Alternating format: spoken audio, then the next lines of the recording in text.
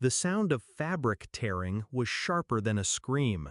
I looked up from fixing my daughter's hair to see my sister-in-law standing in the doorway, holding the shreds of satin like a trophy. Her smirk was slow, venomous. "Now my girls will win, for sure," she said.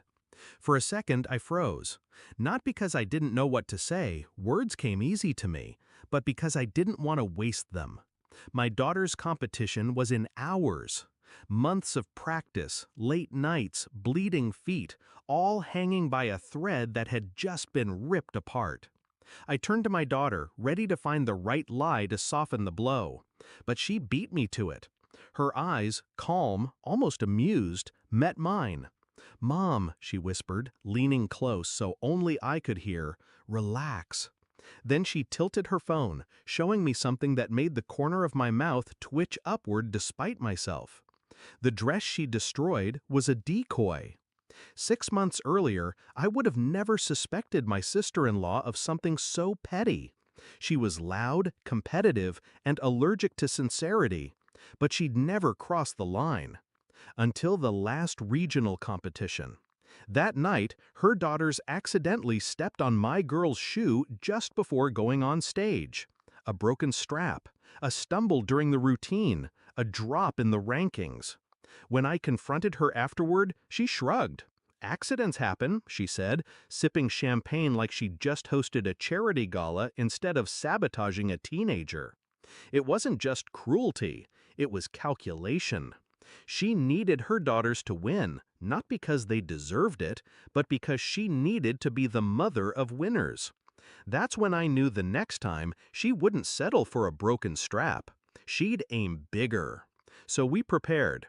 My daughter and I found an old competition dress at a thrift shop. Similar cut, similar color, but made of cheap fabric that looked elegant from a distance.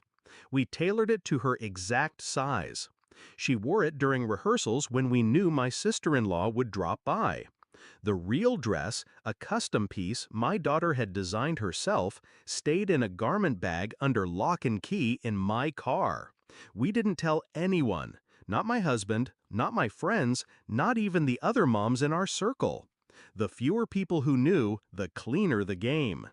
Now, in the cramped dressing room, I looked from the shredded fake dress on the floor to my daughter's raised eyebrow. My sister-in-law was still standing there, waiting for the panic. "Oh no," I said flatly, picking up the ruined fabric. "Guess that's it then." Her smile widened, teeth bared like she'd just landed the final blow. "Such a shame," she said. "Maybe next year." She sauntered out, heels clicking, already picturing her daughters holding trophies. I gave her 10 minutes, enough time to let her confidence solidify into arrogance. Then my daughter slipped into the real dress. Deep emerald silk, every stitch flawless, rhinestones catching the light like sparks. Her reflection in the mirror made my throat tighten. Not because she looked beautiful, though she did, but because she looked ready. When we walked backstage, the whispers started. Word had spread that her dress was destroyed. My sister-in-law was in the corner, laughing with a cluster of moms, her daughters stretching behind her. The moment she saw my girl, her laugh caught mid-breath. The color drained from her face, replaced by something raw. Confusion, then realization. "Nice dress," I said as I passed her. "Shame you didn't get to see it sooner." She didn't reply. Her jaw was locked, her nails digging into her palm. The performance was electric. My daughter danced like the stage belonged to her, and it did.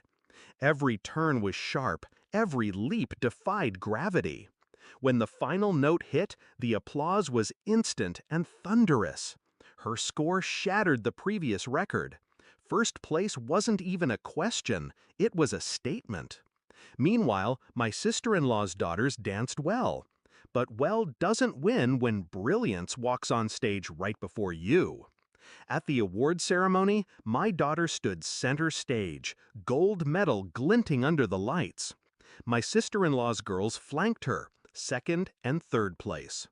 The smile my sister-in-law gave me from the audience was the kind you put on when the camera's rolling, but your world is crumbling.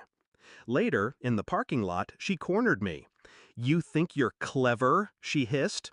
"No," I said, unlocking my car. "I think I'm careful." She stepped closer, her voice low. "You humiliated me." I met her gaze, calm as my daughter had been hours earlier. "No," I said again, "you did that yourself. You just didn't plan for someone who plans better." Driving home, my daughter was quiet for a while. Then she turned to me, grinning. "You didn't even look mad when she ripped it."